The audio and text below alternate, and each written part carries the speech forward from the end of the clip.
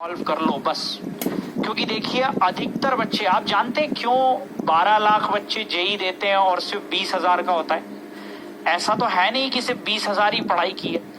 पढ़ाई तो कम से कम ये मान के चलो 12 लाख में से चलिए आधी जनता हमने ऐसी मान ली, फालतू मान ली। 6 लाख को हटा दो, 6 लाख तो कम से कम सीरियस होते हैं। 50% मैं हटा रहा हूँ, 50% बच्चे टाइम पास वाले हैं जो क्लास भी ऐसे ही देखते हैं, लेट के आराम से चल रहा है वेब सीरीज की तरह, मोबाइल चला के छोड़ दिया, ठीक है अब सब्सक्रिप्शन लिया है तो चला के रख दो साइड में, है ना, बोल देंगे घर वालों को भी हाँ देख ली थी, ठीक है। तो ये तो आधी जनता को मैंने हटा दिया, ऐसे को मैं आधे को मान लिया, वैसे आधे ऐसे होते नहीं है, ठीक है।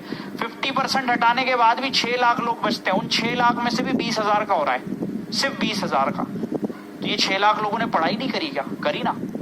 तो फिर क्या दिक्कत हुई सर? जब पढ़ाई करी तो क्या हुआ?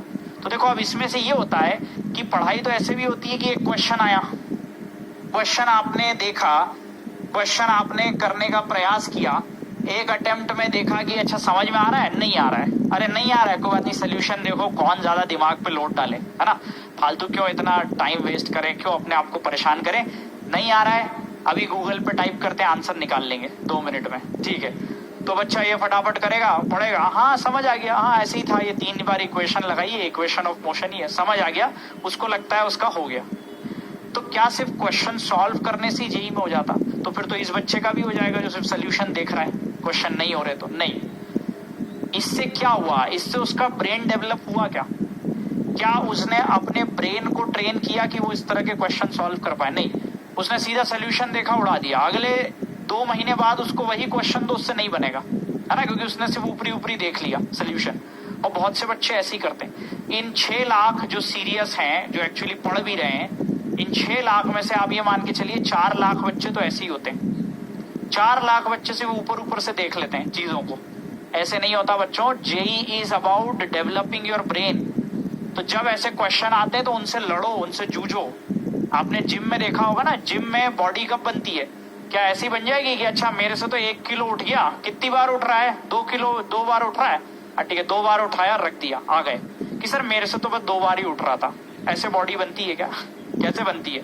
रोज पुश करना पड़ता है, नहीं उठ रहा है तो भी उठाएंगे, और जिम ट्रेनर चिल्लाता है एक और मार, एक और कर, एक और कर, अभी 5 और दे, अभी 5 और पुशअप लगाओ अपने आप को पुश करते हैं ना।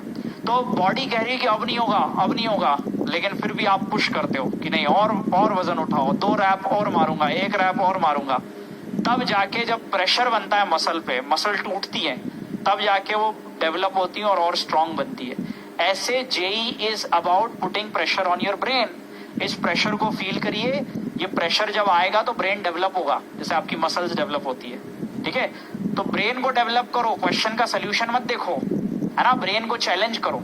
रोज चैलेंज करोगे, रोज पुश करोगे, अपने आप दिमाग चलने लग जाएगा, स्ट्रांग होता जाएगा, ठीक है। और जेई में उन्हीं का होता है जिनका ब्रेन स्ट्रांग हो, सिर्फ ऊपरी सोल्यूशन देखने से उनका नहीं होता ठीक है। चलिए, तो ये था आज का ज्ञान। तो ज्ञान समझ में आ गया क्या करना है?